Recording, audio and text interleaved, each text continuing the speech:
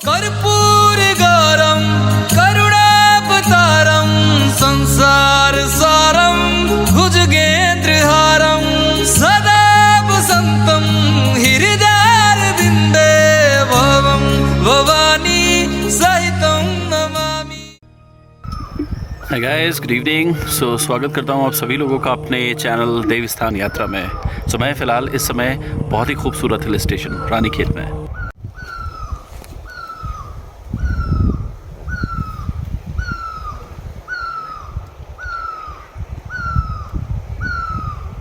और यात्रा का शुभारंभ यहीं से करने जा रहा हूँ, रानीखेत स्टेशन जो कि भीमताल से लगभग 50 किलोमीटर की दूरी पे है। और भीमताल में ही मेरे गुरु महाराज श्री श्री पवन नाथ जी का निवास स्थान है। आप सभी लोगों को आज उनके दर्शन कराऊंगा जिनके दर्शन करने के लिए मैं पिछले 2 महीने से रुका हूँ। तो चलिए आगे बढ़ते हैं और यात्रा का शुभारंभ करते हैं रानीखेत से। हर हर महादेव। तो यात्रा का शुभारंभ करता हूँ भगवान भोलेनाथ का नाम लेकर के। कोई कहे तू काशी में है, कोई कहे कैलाश, जब जब तुझे पुकारा बाबा तू था मेरे पास। तो दोस्तों, रानीखेत मेरा हमेशा से एक फेवरेट हिल स्टेशन रहा है। इसीलिए नहीं क्योंकि मेरा जन्म स्थान है, बल्कि इसलिए कि यहाँ की आबो हवा और यहाँ की जो वैलीज़ है ये बाकी उत्तराखंड के जो अलग अलग हिल स्टेशन है वहाँ से मुझे थोड़ी भिन्न लगती है। तो दोस्तों, अपने पुराने स्कूल फ्रेंड के दर्शन हो जाए, वो भी टोटल लगभग 15 सालों के बाद। और वो मुझे मिले हैं इस समय, जो कि मेरे साथ जा रहे हैं खैरना। आइए भाई, बैठिए। तो दोस्तों, चलते चलते हो गए अपने एक बहुत पुराने स्कूल के मित्र के से भेंट हुई है, जो कि अभी मेरे साथ में ही है। मेरी बाइक के पीछे बैठ गए। तो यहाँ से खैरना तक, जो कि लगभग 30 किलोमीटर का एरिया है, वहाँ तक उनका साथ मुझे मिल गया है। तो दोस्तों, फ़िलहाल पहुँच गए हम लोग पिलखोली, जो कि रानीखेत से लगभग 7 किलोमीटर की दूरी पे है। और खैरना यहाँ से लगभग 30 किलोमीटर मैं तय करूँगा लगभग 1 घंटे में। तो थोड़ी देर में सनसेट होने वाला है। बढ़िया से सनसेट के दृश्य आपको दिखाऊंगा। तो बने रहिए मेरे साथ इस यात्रा में, जो कि सीधा पहुंचेगी मेरे गुरुदेव के निवास स्थान श्री पवन नाथ जी के पास। दोस्तों, फ़िलहाल हमारी बुलेट पहुंच चुकी है पिलखोली, और जहां पर एक भव्य मंदिर, हमेशा से बचपन में मैंने इनके दर्शन किए हैं और मेरी कोई भी यात्रा यहाँ के चरणों को स्पर्श करते हुए आगे नहीं बढ़ती। हनुमान जी का एक भव्य मंदिर ऊपर है। एक उसका एक डिफरेंट ब्लॉग बनाऊँगा और आप लोगों को उस मंदिर के भी दर्शन कराऊँगा। तो चलिए आगे बढ़ते हैं अपने अगले गंतव्य भुजान की ओर। जयकारा बोलो जयकारा, मेरे केदारेश्वराय तेरा जयकारा। तो दोस्तों, फिलहाल पहुंच चुके हैं हम लोग इस समय बजोल के पास, जनोली। देखिए खूबसूरत दृश्य, यहाँ पे सूर्यदेव कुछ देर में सनसेट होने वाला ही है। और ये खूबसूरत वादियाँ जो भी हमें दिखाई दे रही हैं, जब भी उत्तराखंड आए तो रानीखेत ज़रूर आए।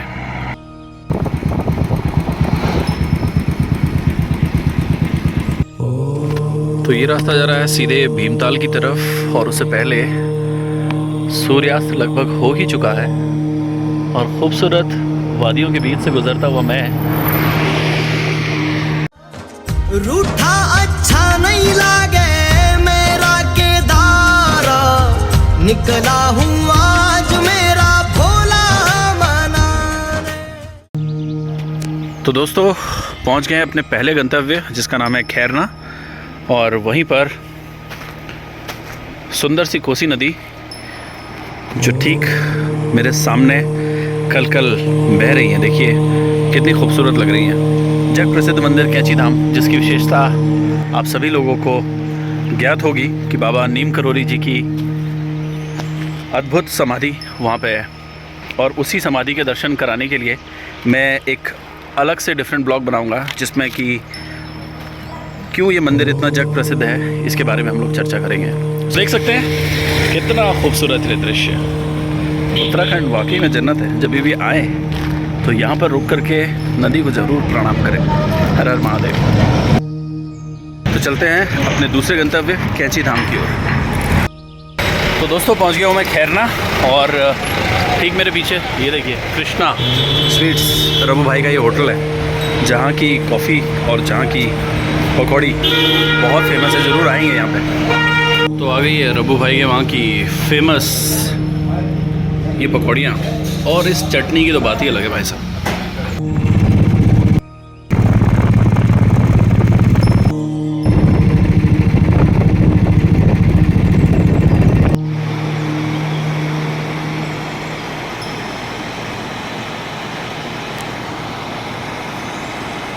तो दोस्तों पहुंचने ही वाला हूँ मैं, लगभग कैची धाम ऑलमोस्ट पहुँच। तो दोस्तों आखिरकार पहुंच ही गया मैं उस दिव्य मंदिर में जहाँ की भव्यता और दिव्यता की कोई सीमा नहीं।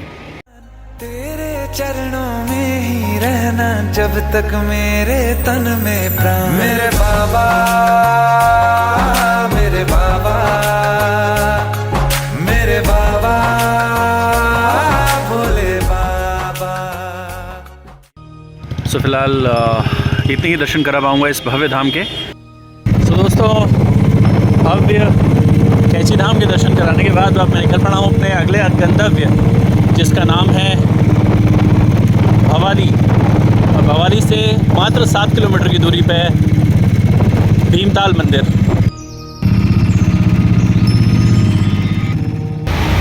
पहुँच गया मैं खूबसूरत शहर भवाली। सामने वाली रोड जो सीधे जा रही है हल्द्वानी और भीमताल की तरफ, और ये रोड जो जाती है सीधा खूबसूरत शहर, सपनों का शहर नैनीताल की तरफ, और ये वो रोड जो जा रही है रानीखेत, मेरे जन्म स्थान। तो गाइस बहुत खूबसूरत और बहुत सुंदर ये जगह है जिसका नाम है भवाली। मेरी प्रिय बहना भी यहीं निवास करती है, उनसे कल भेंट होगी। तो आइए बढ़ते हैं आगे की ओर अपने गंतव्य भीमताल, जहाँ पे आज मेरा रात्रि विश्राम होगा। और सुबह अर्ली मॉर्निंग मैं निकलूँगा पवन नाथ जी से मिलने के लिए। तो बने रहिए मेरे साथ में। हर हर महादेव। सो दोस्तों पार हो चुका है खूबसूरत शहर भवाली, और मात्र 7 किलोमीटर के डिस्टेंस पे मैं पहुंचूंगा अपने गंतव्य जिसका नाम भीमताल। खूबसूरत नज़ारों से होती हुई मेरी bike royal Enfield Thunderbird 350cc चली जा रही है, और उत्तराखंड के खूबसूरत नज़ारे मैं आप लोगों को करा पा रहा हूँ इस ब्लॉग के माध्यम से। वो अचानक आ गई यूं नजर के सामने, जैसे निकल आया घटा से चाँद। चेहरे पे जुल्फे बिखरी हुई थी, दिन में रात हो गई। एक अजनबी हसीना से यूं मुलाकात। Thank you. सो दोस्तों स्वागत करता हूँ आप सभी लोगों का खूबसूरत शहर भीमताल में। आइए नज़ारों का मज़ा लेते हैं। सो दोस्तों फाइनली पहुँच गया हूँ मैं खूबसूरत शहर भीमताल। देखिए मेरे ठीक सामने ये सुंदर लेक जिस पे किरणें पड़ रही हैं, और कितना खूबसूरत ये नज़ारा, जहाँ पर बहुत सुंदर रेस्टोरेंट्स, बड़े सुंदर गेस्ट हाउस, सुंदर होटल और दिव्य नज़ारे आपको दिखाई देंगे। सो जब भी उत्तराखंड की तरफ आएँ तो भीमताल में एक दिन स्टे करने का मौका मिले तो उसे प्लीज़ न गंवाएं। सो फिलहाल सुंदर ये झील मेरे सामने, और ऊपर टॉप में यहाँ से तकरीबन 1.5 किलोमीटर के डिस्टेंस पे पवन नाथ जी का निवास स्थान है, जो कि इस ब्लॉग का मेन गंतव्य है। सो चलिए आज का रात्रि विश्राम यहीं पर करते हैं, और कल मिलते हैं आपसे पवन नाथ जी के दर्शन करने के लिए। सो बने रहिए मेरे साथ में। हर हर Mahadev. Hi good morning guys. तो देखिए किस प्रकार मुझे मौका मिला 200 साल पुराने इस घर में रुकने का, जो कि मेरे मित्र का स्थान है, और वहीं पर देवी का एक पौराणिक स्थल जहाँ पर सदियों से मेरे मित्र की माताश्री ने पूजा की है और इसको अलौकिक बनाया है। तो देखिए इतना सुंदर पुरानी कलाकृतियों से सुसज्जित ये देवी का स्थान। सो दोस्तों 5 स्टार होटल्स को भी मात देता है ये पुराना 200 साल पुराना ये मकान। क्या सुकून की नींद आई यार, मज़ा आ गया। ये देखिए कितना खूबसूरत है, लवली। ऑलराइट गाइस, तो निकल चुके हैं, मिलते हैं।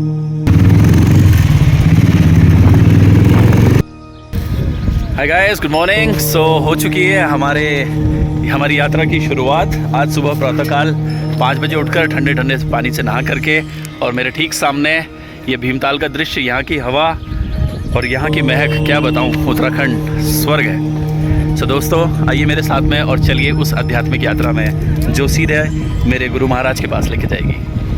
तो मेरे साथ में मेरे मित्र विकी भी है। हाय विकी। हेलो भैया, जय शिव शंकर। जय शिव शंकर। और ये 2 मित्र और भी पहुंच चुके हैं, देखिए। तो चलिए गाइस शुरू करते हैं। तो स्वच्छ सुंदर भीमताल, क्या कहे, कूड़ादान 50 कदम आगे है तो कूड़ा वहीं फेंकिएगा।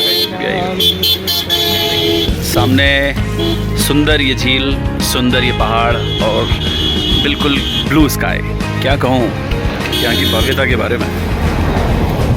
तो दोस्तों भीमताल एक बहुत खूबसूरत हिल स्टेशन है और जहाँ पर ये ताल इसकी सुंदरता और भी बढ़ाता है। तो जब भी उत्तराखंड की तरफ को आएंगे तो मेरा कहना ये रहेगा कि अगर समय मिले तो भीमताल में ज़रूर स्टे करिएगा। तो चलिए आगे बढ़ते हैं।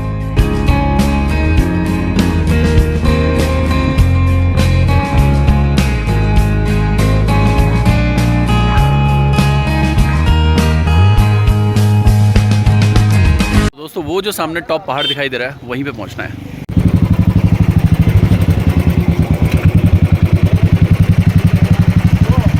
दोस्तों रुक चुके हैं हम तमांग फूड ट्रक पे। अच्छी ट्रैकिंग है यहाँ से लगभग 1.5 किलोमीटर की। उससे पहले मैगी का सेवन कर लेते हैं और ये 2 फ्रेंड और पहुँच चुके हैं। तो पहाड़ों की विशेषता मुझे यही लगती है कि जगह जगह पे मैगी के ये कॉर्नर्स मिल जाते हैं और मैगी तो सभी की फेवरेट रही है हमेशा से। हेल्दी नहीं है बट काम बहुत अच्छा करती है। कहाँ है भाई? चले जाए इसके साथ पैराग्लाइडिंग करनी, तो भाई पैराग्लाइडिंग कराएगा तो लेकिन उसको उसी के जो है मंदिर आपका ऊपर करकोटक महादेव में है, वहाँ आप जाओ तो वहाँ नाग देवता का मंदिर है, वहाँ पर लोग पूजा अर्चना करते हैं और बहुत ज़्यादा जो है उसकी मान्यता है। और भीमताल लेक में जैसे आप जाएंगे वहीं जो है कैचुली देवी का भी जो है एक मंदिर है, जहाँ पर नाग देवता की पूंछ की या उनकी कैचुली की पूजा की जाती है। ललित, काफ़ी अच्छी इन्फॉर्मेशन मिली है हमें विक्की महोदय से। तो विक्की कुछ पवननाथ जी हमारे गुरु महाराज के बारे में भी बताइए। इनके बारे में मैं नहीं बताऊंगा।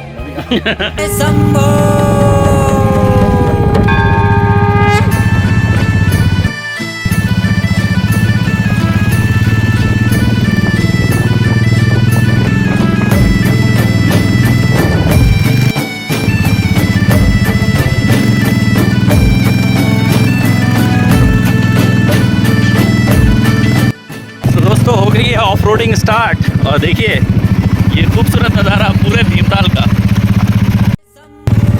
सतयुग में, त्रेता युग में, द्वापर युग में बड़े बड़े राजा कहाँ कहाँ पहुँचा करते थे अपनी स्पिरिचुअल मेंटेनेंस के लिए। लेकिन अभी फ़िलहाल हम लोग बाइक से निकले हैं अपने गुरु महाराज से मिलने, जहाँ पर होगी आध्यात्मिक शांति। तो बने रहिए हमारे साथ में देव स्थान यात्रा। अगर सब्सक्राइब नहीं किया है तो जल्दी से सब्सक्राइब कीजिएगा इस। न्यू पॉइंट पांडे गांव और ये सामने नौकुचिया ताल, भीमताल का मनमोहक दृश्य और ये सुहावनी पहाड़ियाँ, जो मधुर हवाओं की आवाज़, क्या कहूँ, बहुत खूबसूरत ये जगह। सो दोस्तों जब भी पहाड़ों की चोटियों पर पहुँचता हूँ तो मन आध्यात्मिकता से अपने आप ही भर जाता है। और क्या कहूँ, इतने सुंदर दृश्य देख करके मन को अपने आप ऑटोमेटिकली ऐसी शांति मिलती है कि ध्यान करने का, भोलेनाथ का नाम जपने का मन अपने आप ही होने लगता है। सो आप सभी लोगों से आग्रह है मेरा, जीवन में सारे सुखों का आनंद लें, लेकिन कहीं ना कहीं पर अपने हृदय में उस आध्यात्मिकता को भी बरकरार बनाए रखें।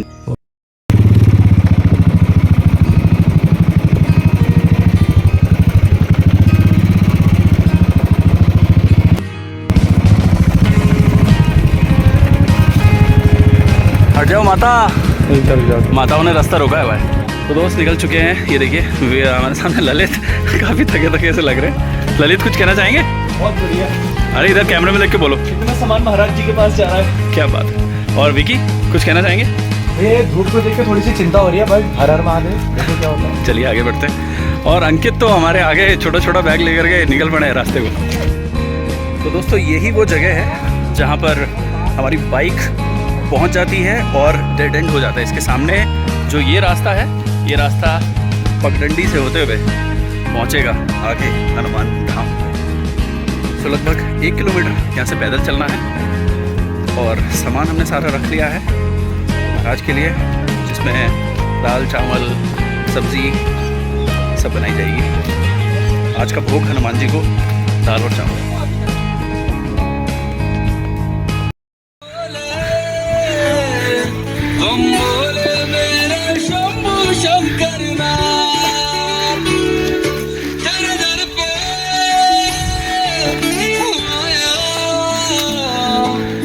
शंकर मेरे शंभु,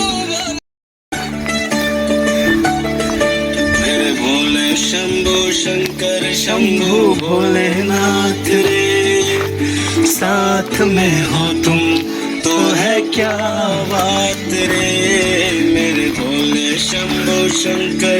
मेरा भोला है भंडारी, करे नंदी की सवारी, भोलेनाथ रे ओ शंकर। पौराणिक सेलबट्टा, जिसमें कि बहुत स्वादिष्ट नमक पीसा जाता है और वही नमक खीरे में लगा के, हाँ हाँ स्वर्ग।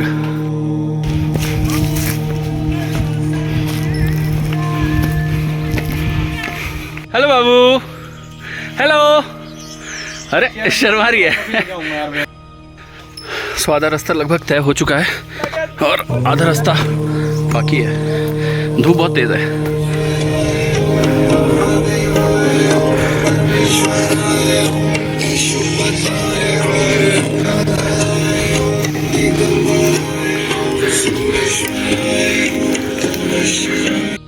हाँ सो दोस्तों, फाइनली ठंडी छाँव में हम पहुंच गए और ये सामने महाराज की कुटिया दिखाई दे रही है। बहुत शांत वातावरण यहाँ पे, और ये पवन हमें गाइड भी मिले हैं। देखिए कितनी शांति और कितनी भव्यता इस जगह पे है। हर हर महादेव। तो आइए आगे बढ़ते हैं महाराज जी की कुटिया की तरफ।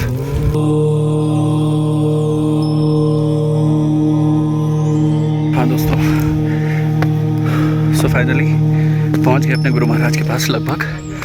देखिए पीछे उनकी कुटिया दिखाई दे रही है। हर हर महादेव।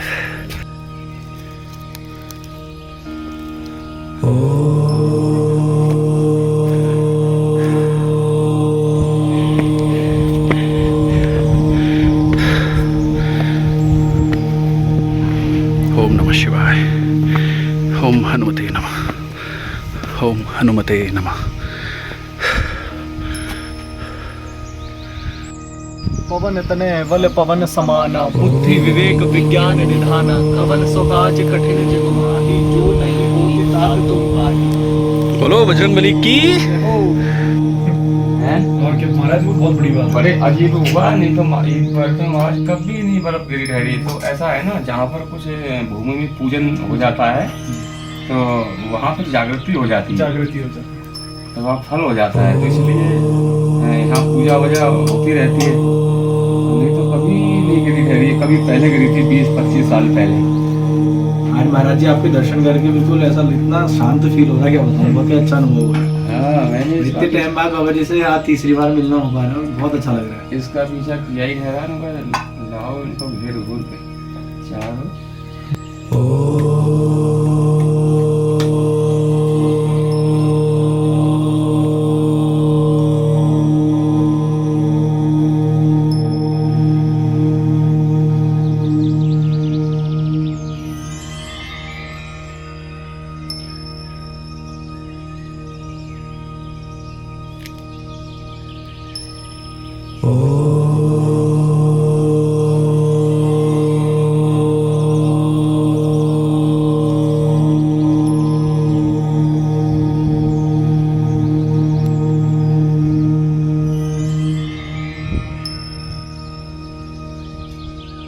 तो आइए दोस्तों, चलते हैं सीधे उस मूर्ति की ओर जो कि 200 साल से प्रसिद्ध है और मेरे गुरु महाराज पवननाथ जी ने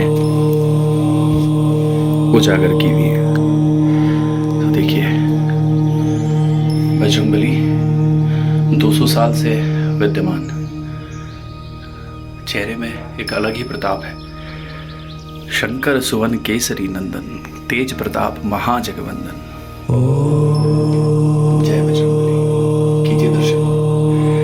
मैं सौभाग्यशाली हूँ कि इस वीडियो के माध्यम से आपको बजरंगबली के इतने भव्य और प्राचीन मंदिर के दर्शन करा पा रहा। ऐसा लग रहा है कि साक्षात सामने बैठे हैं। तो मन की जो भी मुरादें हैं, जो भी आध्यात्मिक ज्ञान लेना चाहते हैं, बजरंगबली को बोल दीजिए। हर हर महादेव। जय बजरंगबली, जय प्रभु श्री राम।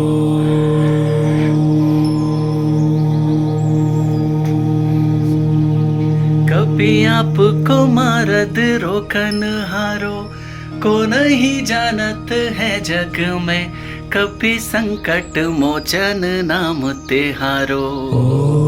आशीर्वाद दीजिए अपने सभी भक्तों को। जय हो, जो जय कि श्री राम, जय श्री राम, जय जय राम।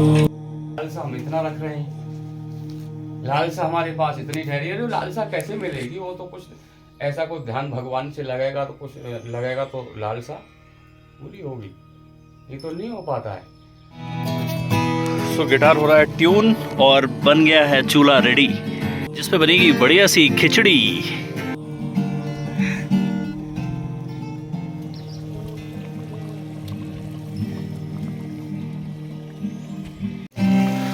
तो दोस्तों, खिचड़ी बनाने की तैयारी हो गई है। ये फिलहाल मसाला भुना जा रहा है, शुद्ध घी में बनेगी।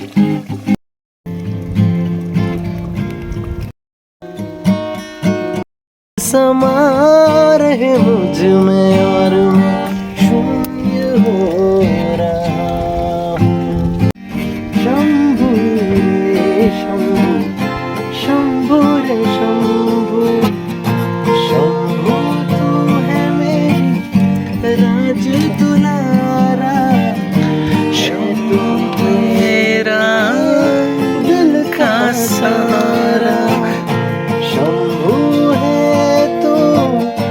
सबसे प्यारा है तू मेरे दिल का राज दुलारा।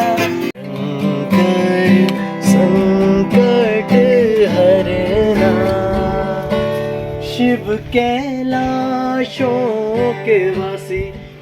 तो खिचड़ी बनके हो रही है तैयार। अरे वाह, क्या बात है यार। तो सांसारिक सुख त्याग कर मेरे गुरु महाराज जो दुनिया में बैठे हैं, उनको आज हमने संगीत से आनंदित कर ही दिया।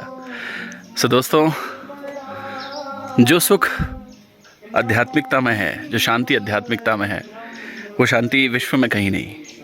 तो आध्यात्मिकता अपनाएं। मैं कोई धर्म अपनाने की बात नहीं कर रहा, केवल आध्यात्मिकता अपनाएं और उस परमेश्वर से जिसने ये सृष्टि का निर्माण किया है, इस सृष्टि को बनाया है, उससे जुड़ें और मन को प्रसन्न रखें। हर हर महादेव। बस कुछ ही देर में खिचड़ी बनके तैयार, हनुमान जी को भोग लगेगा और फिर उसके बाद खिचड़ी का सेवन किया जाएगा। सो बने रहिए मेरे साथ इस ब्लॉग में। आई होप आप सभी लोग एंजॉय कर रहे होंगे। हर हर महादेव। हरे रामा, हरे रामा, राम रामा। सो बहुत डिलीशियस खिचड़ी बनके हो गई है तैयार, जिस पे पड़ गया है शुद्ध देसी घी। अब इसका स्वाद और भी आज बढ़िया आ जाएगा। हनुमान जी प्रसन्न हो गए आज। इसी बात में हनुमान जी की एक रामायण से रिलेटेड बड़ी अच्छी चौपाई मुझे याद आई है। जहाँ सुमति तहाँ संपत्ति नाना, जहाँ कुमति तहाँ विपत्ति निधाना। मीन्स जहाँ भी सुमति होगी वहाँ पे संपत्ति ज़रूर आएगी, चाहे वो आध्यात्मिक संपत्ति हो, चाहे वो भौतिक संपत्ति हो, या चाहे वो भक्ति की संपत्ति हो, कोई भी संपत्ति हो। और जहाँ पे कुमति होगी वहाँ पे विपत्ति ज़रूर आएगी। सो इसीलिए जहाँ सुमति तहाँ संपत्ति नाना, जहाँ कुमति तहाँ विपत्ति निधाना। हरे कृष्ण।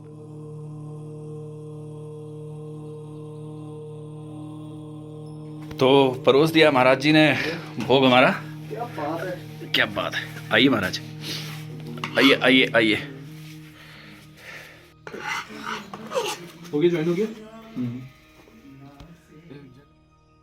सो कहते हैं कि राम रमेति रामेति मनोरामे मनोरमे, सहस्त्र नाम तत्तुल्यम राम नामे वरानमे। मीन्स सहस्त्र नाम विष्णु जी के लिए जाएं और राम का नाम सिर्फ एक बार लिया जाए। हालांकि दोनों एक ही हैं, लेकिन कलयुग में सहस्त्र नाम तो मुझे नहीं लगता हम जैसे लोगों के बस का है।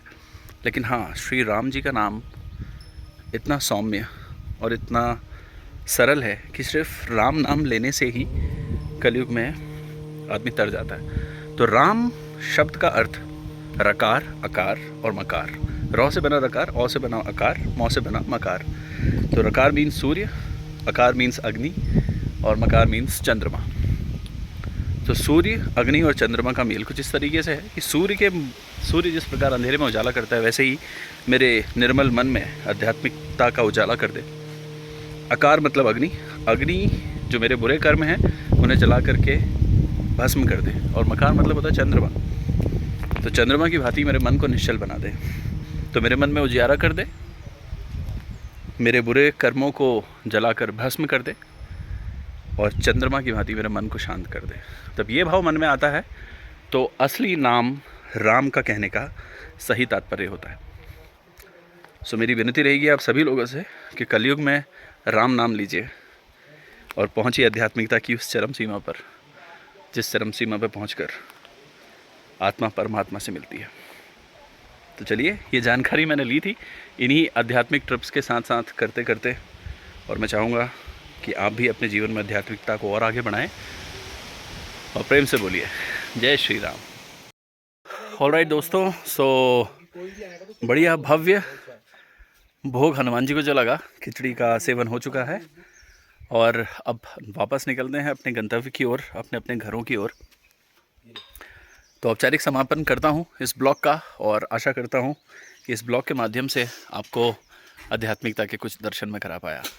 तो जब भी उत्तराखंड आएँ तो भीमताल में पहुंचकर करकोटक महादेव ज़रूर आएँ, क्योंकि यहाँ की आध्यात्मिकता और यहाँ की दिव्यता आपको वाकई में पसंद आएगी। तो भगवान भोलेनाथ से और मेरे पीछे विराजित बजरंगबली से ये कामना करता हूँ कि आपका परिवार, आप स्वस्थ रहें, सुखी रहें। और अगर अभी आपने मेरे चैनल को सब्सक्राइब नहीं किया है तो देव स्थान यात्रा सब्सक्राइब कीजिए और लोगों के साथ में शेयर कीजिए। मिलता हूँ अगले ब्लॉग में। हर हर महादेव।